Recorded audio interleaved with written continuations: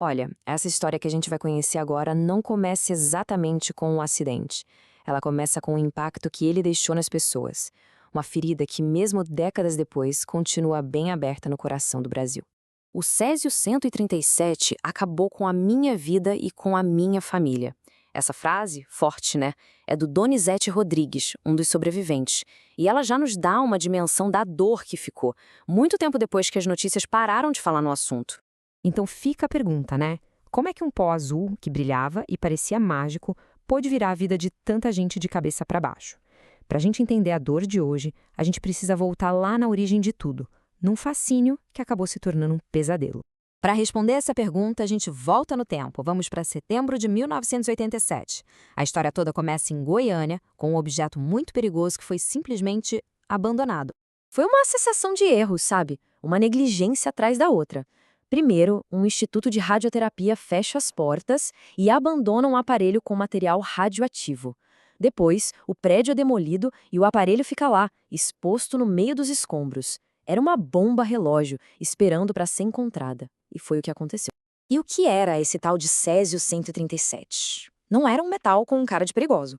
Era um sal, tipo um pó, que tinha uma característica incrível. Ele brilhava no escuro com uma luz azul. Linda, quase mágica. E foi essa beleza, essa coisa hipnotizante, que selou o destino de tanta gente. O fascínio virou contaminação. No ferro velho, abriram a cápsula na marra. O dono, Devair, ficou encantado com aquele brilho azul. Achou que era algo valioso, um tesouro.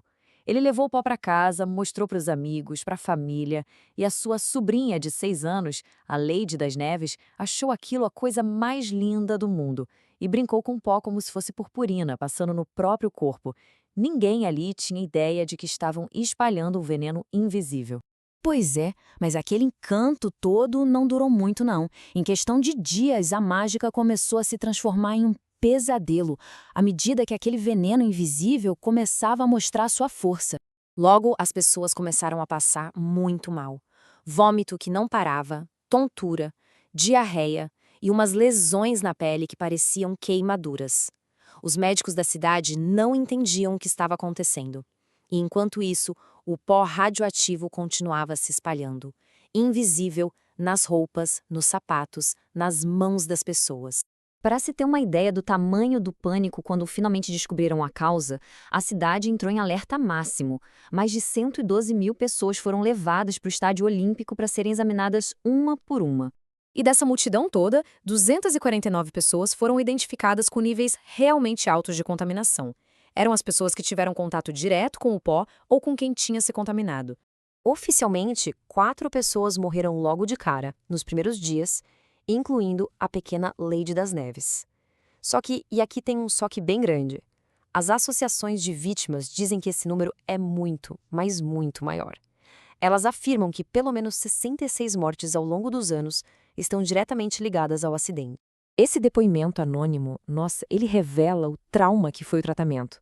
As vítimas, que ficaram isoladas, contam que o processo de descontaminação foi desumano. Elas não se sentiam como pacientes, mas como objetos perigosos, como mortos-vivos. Depois que a crise de saúde foi, digamos, controlada, começou uma outra batalha. A luta longa e dolorosa para encontrar os responsáveis. Afinal, quem era o culpado por tanto sofrimento? O resultado dessa busca por justiça foi para muita gente uma grande decepção. Os donos da clínica e o físico responsável foram até condenados, mas a pena virou serviço comunitário.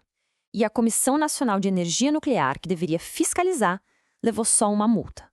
Uma punição que pareceu muito pequena perto do tamanho da tragédia. E aqui a gente vê um abismo, sabe? Uma distância enorme entre a versão oficial e o que as vítimas viveram e ainda vivem. De um lado, estudos oficiais que muitas vezes dizem que a saúde delas é comparável ao do resto da população, do outro, os sobreviventes, que relatam uma vida inteira de doenças, de dores e da luta constante por um tratamento decente. É por isso que, para as vítimas, não foi só um acidente. Elas usam um termo muito mais forte: acidente-crime. O argumento é simples. A partir do momento em que o Estado soube do perigo, mas mesmo assim mandou bombeiros, policiais e outros trabalhadores para as áreas contaminadas sem a proteção certa, isso deixou de ser um acidente e se tornou uma negligência criminosa. E essa luta não acabou lá atrás, não. Ela continua até hoje. As feridas de 1987 ainda doem, e a batalha das vítimas por reconhecimento e cuidado está bem longe de terminar. A ajuda financeira do governo é outra questão bem complicada. Se a gente olhar os números, a maioria das vítimas reconhecidas até recebe algum tipo de pensão. Mas, primeiro, quase um terço delas não recebe nada. E segundo, mesmo quem recebe, reclama que o valor é baixo, está defasado e não cobre os gastos enormes que eles têm com remédios e tratamentos. A lista de desafios do dia a dia é enorme. Vai desde a dificuldade para conseguir um remédio específico, até a luta constante para provar que a doença que apareceu agora é sim consequência da radiação de 30 anos atrás. É uma briga sem fim contra a burocracia, o preconceito e principalmente contra o esquecimento. E as cicatrizes não são só no corpo, né? O impacto psicológico é permanente. Pensa só, décadas depois, a grande maioria ainda se sente vítima do que aconteceu. Um terço ainda sente a discriminação na pele. O trauma virou um fantasma que acompanha essas pessoas todos os dias. E tudo isso nos deixa com uma reflexão bem importante.